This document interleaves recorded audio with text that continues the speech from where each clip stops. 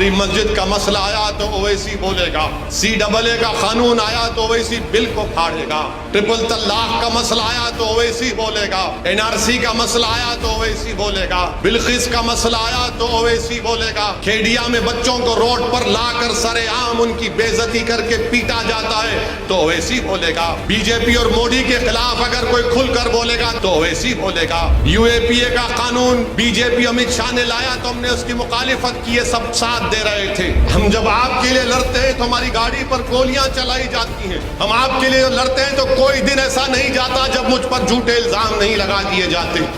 आप अपने दिल पर हाथ रखकर सोचिए कि भारत की पार्लियामेंट में मजलिस इत्तेहादुल मुस्लिमीन के 2 MP हैं और जब अल्लाह के फजलो करम से नबी करीम सल्लल्लाहु अलैहि वसल्लम के सदक़े तुफ़ैल में मैं या इम्तियाज जलील जब भारत की सबसे बड़ी पंचायत में खड़े होकर 6-7 मिनट के लिए बोलते हैं, मैं आपसे सवाल कर रहा हूं, जब हम खड़े होकर 5-6 मिनट की तकरीर करते हैं तो क्या आपको महसूस नहीं होता कि हाँ, ये जो दीवाना जिसको लोग इल्जाम लगाते हैं वोट काटने का, ये दीवाना जब खड़े होकर पार्लियामेंट में आपके बारे में बोलता है तो हर आदमी ये कहता है कि हाँ, ये जो अपनी जबान से अल्फाज निकाल रहा है ये हमारी तकालीफ को बयान कर रहा है, ये हमारी नाइंसाफी को भारत की पार्लियामेंट में उठा रहा है, ये इंसाफ के लिए लड़ रहा है। अरे बताओ फिर कौन तुम्हारी जबान में बोलता है, कौन आपकी तकालीफ को उठाता है भारत की पार्लियामेंट में? बाबरी मस्जिद का मसला आया तो ओवैसी बोलेगा, CAA का कानून आया तो ओवैसी बिल को फाड़ेगा,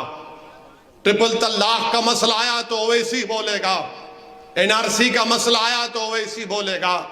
बिल्किस का मसला आया तो ओवैसी बोलेगा, खेडिया में बच्चों को रोड पर लाकर सरेआम उनकी बेइज्जती करके पीटा जाता है तो ओवैसी बोलेगा, बीजेपी और मोदी के खिलाफ अगर कोई खुलकर बोलेगा तो ओवैसी बोलेगा। मेरे अजीज दोस्तों और बुजुर्गों, सुनो मेरी इस बात को, जब सब खामोश बैठते हैं हम पुकार पुकार कर लड़ते हैं। UAPA का कानून बीजेपी अमित शाह ने लाया तो हमने उसकी मुखालिफत की, सब साथ दे रहे थे।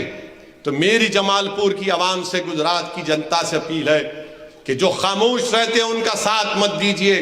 जो आपके लिए लड़ते हैं पुकारते हैं उनका साथ दीजिए, क्योंकि ये कांग्रेस पार्टी और वो छोटा रिचार्ज ये समझते हैं कि हम खामोश रहेंगे तब भी आप उनको वोट देंगे, क्योंकि वो जानते हैं कि भाजपा के डर से आप उनको वोट देंगे। याद रखिए, अगर आप आपके लड़ने वालों का साथ नहीं देंगे और जो खामोश रहेंगे उनका साथ देंगे तो कहीं खुदा ना खास्ता वो हमेशा के लिए आपको खामोश ना कर दे।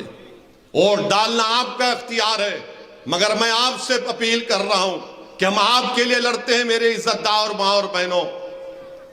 हम जब आपके लिए लड़ते हैं तो हमारी गाड़ी पर गोलियां चलाई जाती हैं। हम आपके लिए लड़ते हैं तो कोई दिन ऐसा नहीं जाता जब मुझ पर झूठे इल्जाम नहीं लगा दिए जाते, मगर मैं किसी की परवाह नहीं करता, क्योंकि मेरा यकीन है कि मेरी इज्जत और मेरी जिल्लत का फैसला करने वाला यह कांग्रेस और दूसरी पार्टियां नहीं है, वो अल्लाह सुब्हानहू तआला है। मगर मेरे अजीज दोस्तों और बुजुर्गों, याद रखो मेरी इस बात को, अगर आप इस जलसे में आए हैं कि ओवैसी का भाषण सुनेंगे, जज्बाती तकरीर ओवैसी करता है, तो याद रखो जज्बाती तकरीर से बिल्किस बानो को इंसाफ नहीं मिलेगा। जज्बाती तकरीर से 723 फैक्ट्रियां नहीं खुल जाएंगी। जज्बाती तकरीर से जमालपुर वार्ड में लाइट का इंतजाम नहीं होगा। जज्बाती तकरीर से जमालपुर की गरीब जनता से इंसाफ नहीं होगा। जज्बाती तकारीर और जज्बाती अल्फाज से आपके जमालपुर में तरक्की नहीं होगी। अगर तरक्की होगी, नाइंसाफी का खात्मा होगा, तो आपको मुत्तहिद होकर साबिर काबुली वाला को यहाँ का MLA बनाना पड़ेगा। ये काम आपको करना है।